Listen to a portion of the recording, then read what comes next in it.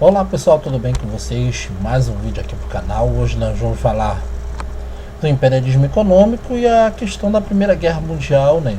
Que é um dos fenômenos que leva o próprio fenômeno chamado Primeira Guerra Mundial, tá? Então vamos lá.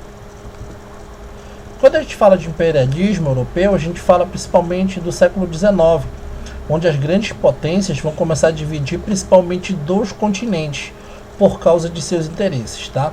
Que ele é um fenômeno caracterizado principalmente a partir da segunda metade do século XIX, tá? Onde as potências, principalmente algumas, frutos da Revolução Industrial, buscam novas áreas de influência e muita questão do comércio, novos mercados consumidores, tá?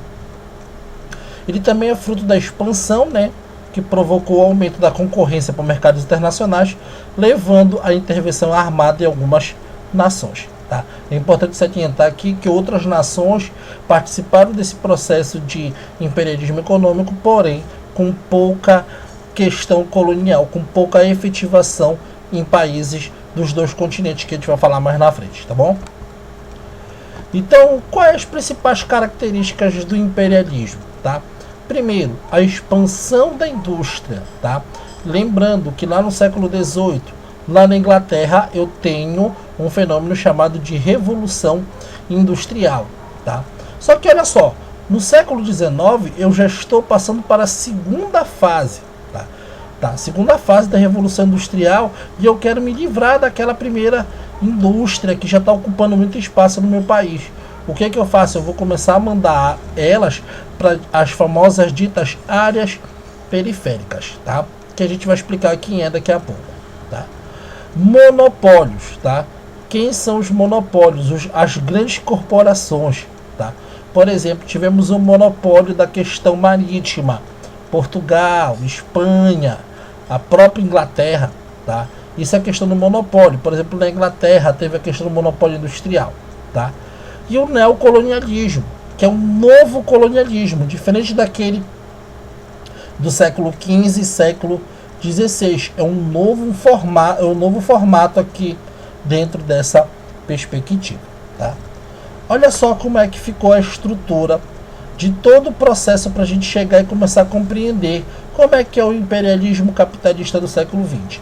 Se a gente for observar aqui no gráfico, aqui nessa estrutura, lá no século XVI eu tenho a liderança ibérica, com alguns pontos, tá?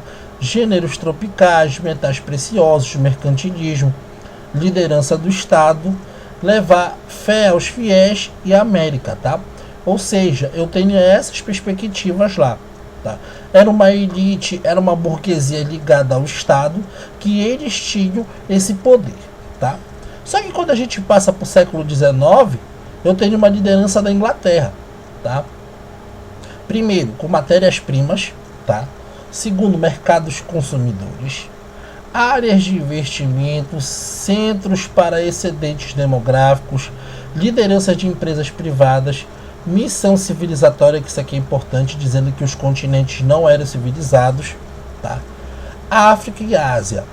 Um óbvio aqui para a África, tá? A gente para na questão da Conferência de Berlim. Por que aconteceu a Conferência de Berlim? Porque no Vale do Congo, como a gente falou em vídeos anteriores, a Bélgica ela já estava interessada, principalmente ali naquela região onde tinha muitos metais preciosos, tá? E com isso fez com que essa Conferência de Berlim fosse importante para as potências começarem a dividir seus territórios. Lembrando que nesse momento a Alemanha e a Itália também querem participar dentro desse processo, que foram as duas últimas nações a se tornarem países de fato, porque antes eles eram feudos industriais. Aí o que acontece? Vai começar a surgir as disputas coloniais, resistência anti-imperialista e choque entre as potências imperialistas, tá? Quando a gente fala de resistência anti-imperialista, a gente vai falar do continente africano. Guerra dos Bereores, tá? Que é importante. Isso lá na África. Na Índia, Guerra dos Sápios, e na China, Guerra dos Boxers, tá? O choque entre as potências vai levar a tensão internacional entre essas potências, tá? Que isso vai gerar a própria Primeira Guerra Mundial, tá?